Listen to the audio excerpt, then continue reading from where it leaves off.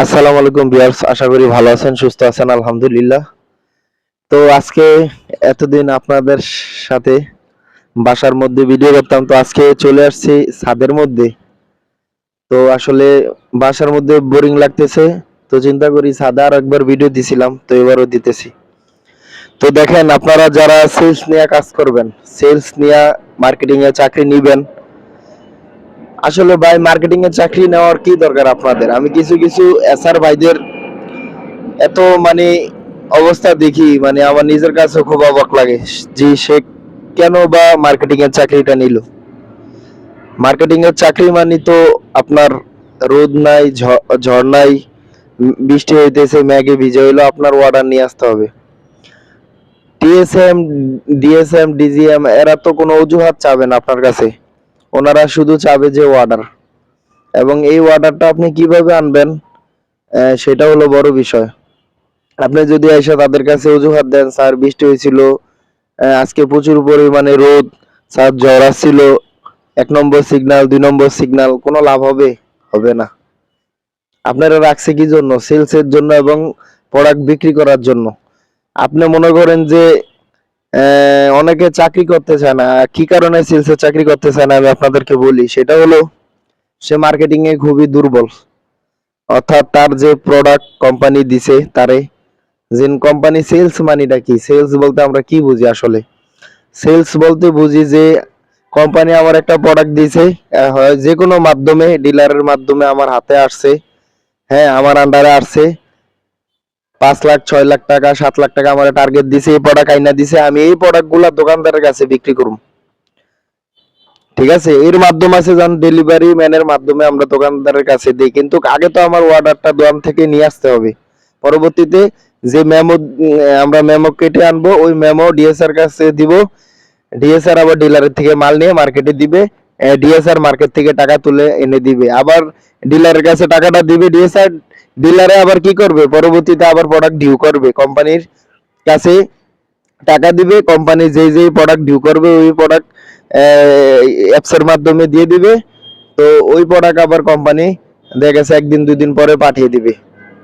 তো ভাই এটাই হলো সেলস, এবং এই কাজটা এত সহজ, যারা মার্কেটিং বুঝে বা মার্কেটিং এ করে কাজ, অনেক সহজ একটা চাকরি, পানির মতো সহজ। আবার এটা এত কঠিন সেটা বলার অবকাশ রাখে না। যখন আপনি টার্গেট করবেন তখন আপনার কাছে মনে হইব যে সেলসটা খুবই ভালো, আর যখন আপনি টার্গেট করতে পারবেন না তখন আপনার কাছে মনে হইব যে সেলসের মতো কষ্টের চাকরি আর দুনিয়ায় নাই। কারণ আপনি 5-6 দোকানদারের দ্বারা গেলেন, 10 দোকানের দ্বারা গেলেন, যখন দেখবেন আপনার আপনার একটাও মেমো করতে পারতেছেন না, তখন আপনার মাথা রক্ত উঠে যাবে, মাথা গরম হয়ে যাবে। ওই ক্ষেত্রে ভাই আপনি কি করবেন? ওই ক্ষেত্রে আপনার কাছে এত খারাপ লাগবে যে আপনি কিভাবে কি করবেন আপনি চিন্তা করে পারতেন না।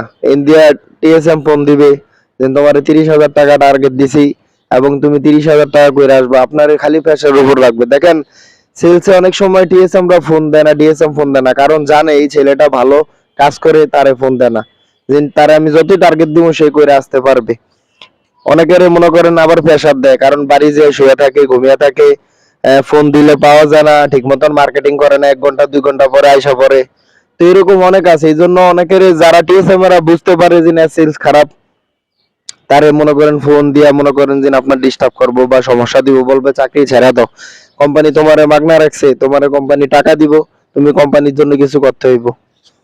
তো আমি কথাটা বলার উদ্দেশ্য হলো, যারা মার্কেটিং এ চাকরি নেন বা নিতে চাচ্ছেন, আপনি এই যে 1 মাস 2 মাস করে আপনি বাইর হয়ে গেলেন, মার্কেটিং এর বদনাম করলেন কেন ভাই? আপনি যখন আপনার নিজের আয়ত্তে একটা কাজ নিয়ে আসতে পারবেন, যেটা শত কঠিন হইলেও আপনার জন্য সহজ, যেমন আপনি একটা জায়গা থেকে আরেকটা জায়গায় যাইবেন, সেখানে আপনি কিছুদিন না থাকলে আপনার দ্বারা সবকিছু আনইজি লাগবে, খালি মাথার উপরে দিয়ে যাইবো।